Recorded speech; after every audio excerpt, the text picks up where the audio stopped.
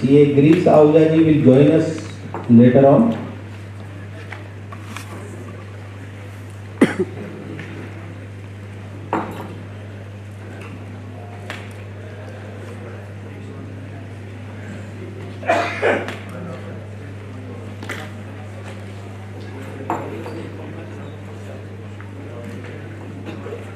I request our Chairman Sri Raj Karla ji kindly present a bouquet.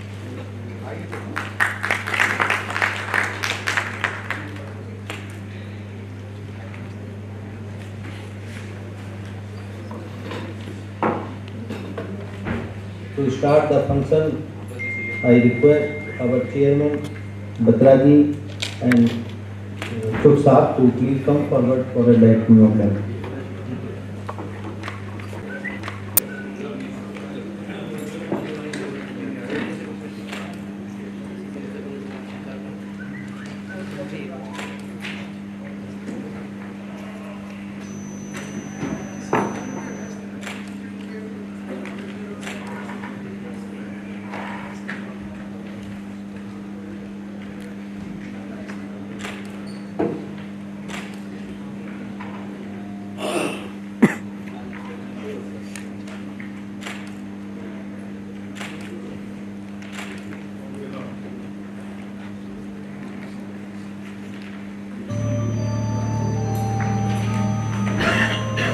Please rise for the honor of the song, please.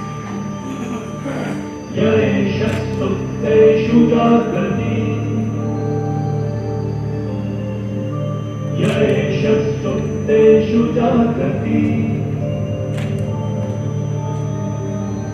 Kamam kamam kamam kamam sho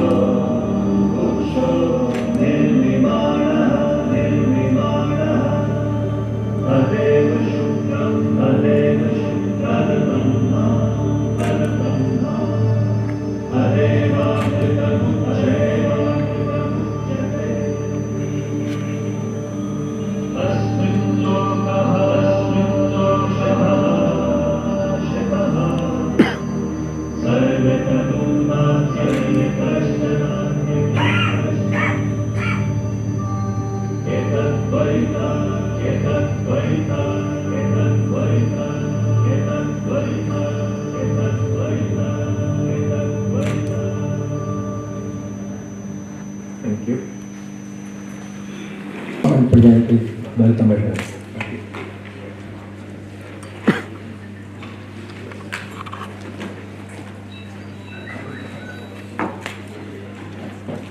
Good morning, friends. I, on my behalf and on behalf of NIRC of ICI, welcome you all in this today's seminar on direct and indirect taxes. I, on behalf of my team NIRC, welcome our today's guest speaker, C. Ashok Batra ji and C. Girish Ahuja ji in his absentia. Both the speakers are pillar of our profession in direct and indirect taxation. May I request all the members to please give them a big round of applause.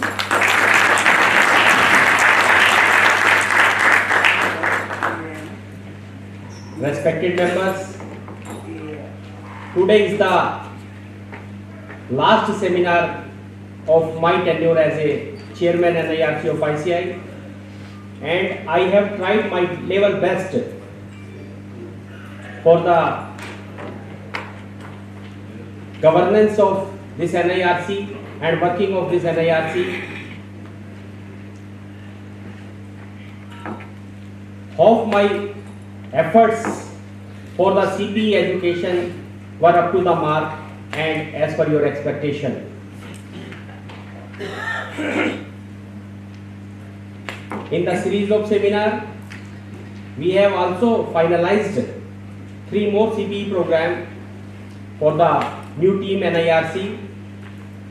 That is, first is budget discussion on 1st of March at Satya Sai Auditorium, Lodi Road by Shri Girish Ahuja ji and our Shri Ashok Batra ji. Women Conference on 5th of March at Hindi Bhavan for our women member in the profession. Bank Audit Seminar on 19th of March at this same NDMC Convention Center. So you all are requested to please join this seminar organized by the NIRC of ICI.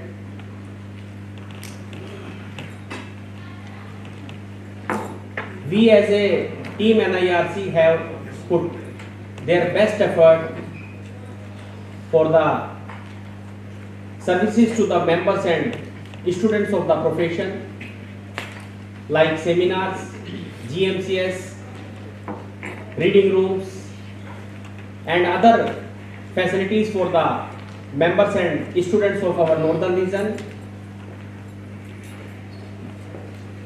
And I also request all of you, if you found that some suggestions are required to the NIRC for the improvement of the working of the NIRC, you all are requested to please give your suggestions, feedback to the team NIRC so that we can serve you better in the time to come. Also, I request all of you to please give your write-ups which can be published in the monthly newsletter of NIRC. You can send these articles with your photograph at nirc@ici.in. Our newsletter is a monthly newsletter and it is distributed among 50,000 members of our northern region. And in the last, from my core of heart, I am thankful to my team NIRC and all the members and students of my northern region for their support and guidance to run this NIRC in a smooth way. Thank you very much. As you know that today we have a very good subject, that is the safeguard in indirect taxes while financial audit. There is one question came into my mind and I have discussed so many members that while finalizing the audit, there is any requirement to take care of the service tax transaction, because there is not a good or have a, suppose one as a statutory auditor I don't deal in indirect tax, so what should I do? So for this, to call our speaker, first I request our Vice Chairman C.A. Hansraj Chugli, please come and introduce our speaker C.A. Ashok Batra ji. Thank you.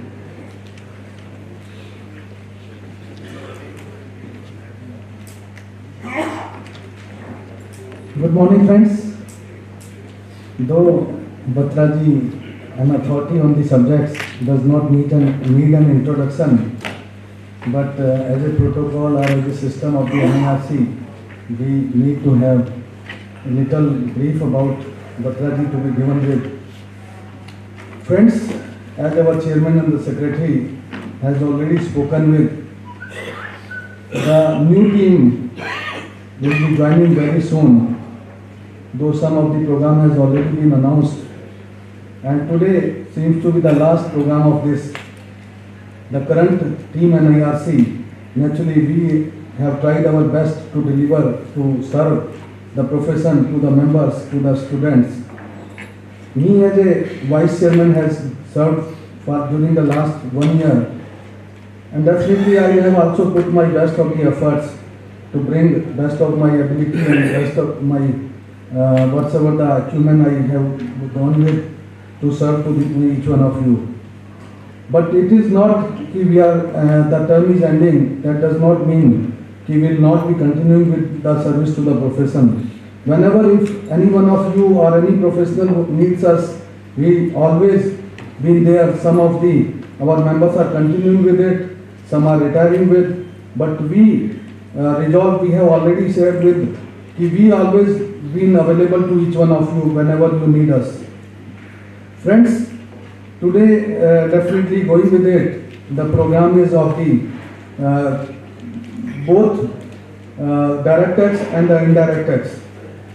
The subject on the very first session is safeguards in the indirect tax while finalizing the audit. The authoritative person, the speaker of the day is C. Ashok Batra ji, not only a chartered accountant but law graduate also. He is an alumnus of the SRCC. His name figured in the merit list from the school level itself. Presently, he is a senior partner in Messrs. A.K. Batra and Associates Chartered Accountant firm, which has been established in the year 1982. He is an excellent academic credentials in the vast exposure in the field of taxation with specialization in the service tax. He possesses rich and varied experience of more than 3 decades in the business and taxation consultancy. His deep desire to share his painstaking built pool of knowledge with others has inspired him to write articles and books for the professionals such as chartered accountants and advocates. He has so far written the following the books for the professional interest: Service Tax Law and Procedure, Service Tax Ready Reckoner, Service Tax on Construction and Real Estate, Service Tax Manual, Taxable Services, a comprehensive analysis, valuation of services, and reverse and the joint charge mechanism, A to Z refund under service tax, DVAT law, practice and procedures, DVAT ready reckoners. Friends, not only this, he has always been made available himself for the profession as a speaker at all level, at the local level, the study circles, our regional level, NIRC, whenever we need them, he has always been stood with us shoulder to shoulder. Not only regional level, at the national level also, all through the nation, he has been traveling a lot, and he is serving to the ICI in different capacity, and he is associated with so many chamber of commerce and the industry also. Friends, let's put together a great hand for this gentleman to enhance our skills, to bring our mind to the clarity how we have to carry out the statutory audit or the internal audit, taking into account the indirect tax in our mind. Sir, welcome, sir, welcome. Chairman NIRC, Shri Hansraj Chugh, Vice Chairman, Secretary Rajesh Agarwal, respected seniors, professor, colleagues, ladies and gentlemen. At the outset, I would like to thank NIRC for providing me this opportunity where I can share a very interesting topic with my professional colleagues. And I must congratulate the survival of the fittest in case we are not able to do value of addition. And because of our little bit non-understanding, if a client is put into a huge financial troubles, which I'll quote number of cases from practical experience, can you say you are serving your client properly? Either you say, look, I am a chartered accountant, I know only audit, rest of the things you go to the different consultant. Don't act as an MBBS then. Once you undertake and say to your client, look, I am here to look after your taxation matters like income tax, sales tax, excise or service tax, then the client expects you to have a reasonable working knowledge of that subject, even if it is not a specialized one. Now looking to the changes which are coming into the indirect taxes since last so many years, and coming years are again going to be very crucial, because the GST seems to be implemented in the near future. My question is to ensure that this balance sheet represents true and fair view. We must ensure that the liabilities which are there with respect to the revenue earned by my client are being properly accounted for in my books of accounts. For that matter, looking to the huge definition of service now after 1st July 2012, I'll request my professional brothers to assume that each and every revenue which is being earned by my client is subject to either VAT, excise or service tax. And some of the transactions are subject to both the taxes. So let us have a presumption that each revenue earned by my client is subject to indirect taxes, and then in case my client is not discharging its liability on a particular revenue earned by it, we must question him why you have not paid tax on this. Let us say he is dealing in cloth, you can say yes, I am dealing in cloth, this is exempted in Schedule 1 of the VAT Act, this is the entry. Kindly read that entry and make sure whatever is he saying, prima facie, get covered, and wherever you are in doubt, as I told you, because true and fair is the basic criteria, you can suggest your client to take an opinion on the expert wherever you are in doubt. So the presumption should be that each and every revenue earned by my client is subject to indirect taxes. And believe me, barring interest and return on investment, now there is no other revenue which is not subject to indirect taxes. If we are dealing in goods, transfer of property in goods, trader or manufacturer subject to VAT. If manufacturer, the item is subject to excise duty, we all know that these kind of taxes are normally being complied with. But the question comes with regard to the incomes which does not fall into the domain of VAT on service tax. Now, I just read the definition of service for the benefit of all those who are present here. 65B 44. Service means any activity carried out by one person for another for a consideration including declared services, but shall not include. There are 3 exclusions. I am concerned with exclusion 1 and 2 in clause 1. Transfer of title in goods or immovable property by way of sale, gift or any other manner. B. Supply, delivery or transfer of goods considered to be a deeming sale. So my humble request to all of you to kindly guide me whether transfer of title in goods, is it a service?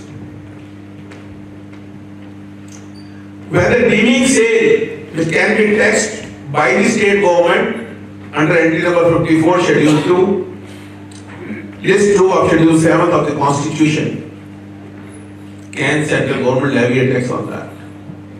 If not being so, why these entries have been provided as exclusion from the definition of service? And my charging section, I am just reading it, 66 capital B, because in the period to come, we need to focus on this definition, so I am reading it very slowly, kindly try to keep it in your mind.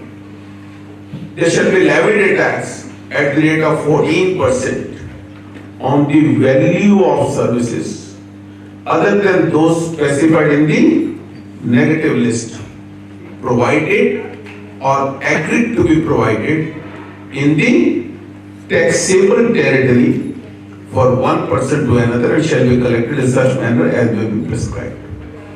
Now, the entities which are in the negative list are not subject to service tax. So let us look at the list. There are 17 items. I will draw your attention to item number 5, so clause E. Trading of goods. Now my question to all of you, whether trading of goods, is it a service? F.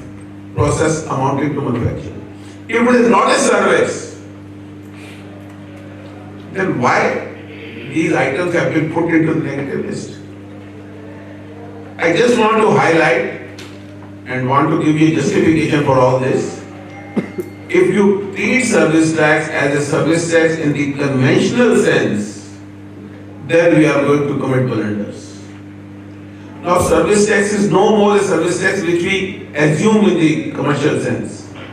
Service tax has become an activity tax. It should be renamed as activity tax according to my understanding of law. Service means any activity, and activity has got a very wide connotation to include not only trading, manufacturing also, transfer of title in goods also. So therefore, looking to the constitutional limitation by the union, They all understand there is a list too for the state government. So all those items which have been covered by the state government have either been provided as an exclusive from the definition of service or in the negative. It's so that once these provisions are being challenged in the court of law, union can put forth their view. We have not